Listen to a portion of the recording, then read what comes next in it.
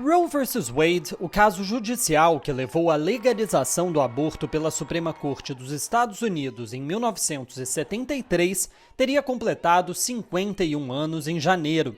Teria, pois a decisão foi revertida pela mesma Suprema Corte, dessa vez com uma maioria conservadora, em 2022.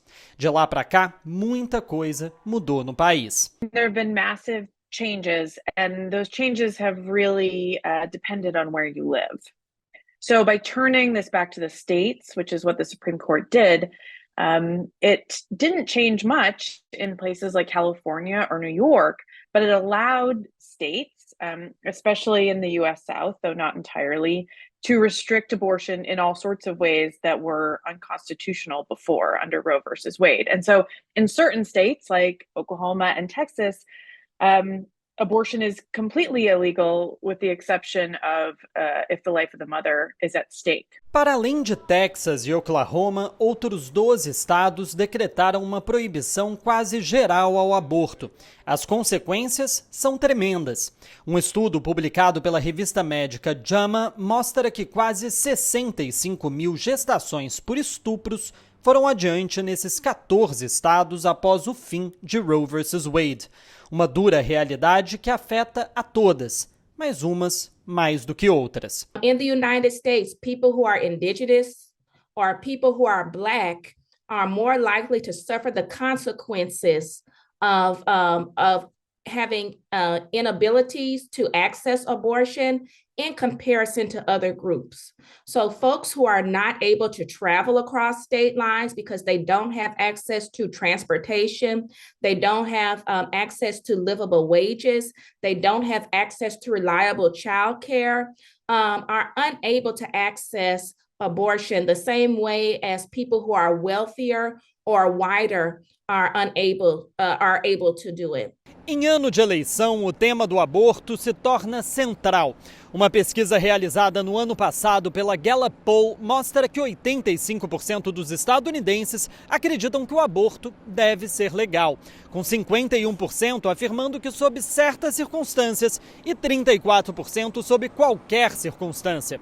Desde o fim de Roe vs. Wade, sempre que o direito ao aborto esteve nas cédulas de votação, ele saiu vitorioso, inclusive em estados de maioria republicana. Os democratas entendem que o tema os ajuda eleitoralmente. Nos últimos dias, o aborto esteve presente em diversas atividades de campanha de Biden e da vice-presidente Kamala Harris. To truly protect reproductive freedoms, we must restore the protections of Roe.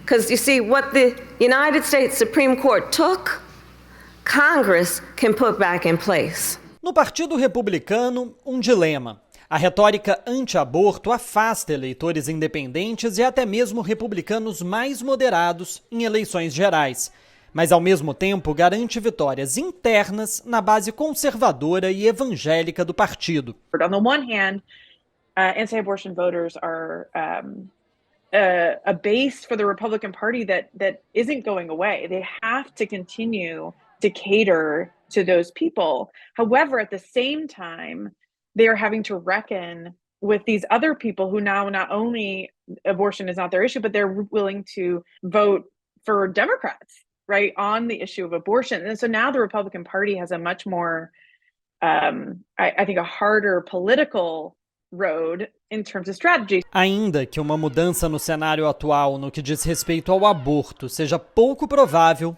Kelly Davis tem esperança no futuro. Hope is not lost. For every action, there is a equal reaction. And right now, you see all over the globe that women, Black people, indigenous folks are organizing to preserve their human rights. The United States is no different. And so while there is a coordinated attack on, human rights at the federal level and across various states, for each one of those states where policies are being put forth, there is a small but mighty and dedicated group of organizers and citizens who are doing the hard work of supporting the preservation of human rights, right, for the most marginalized citizens. And so every day that does give me hope.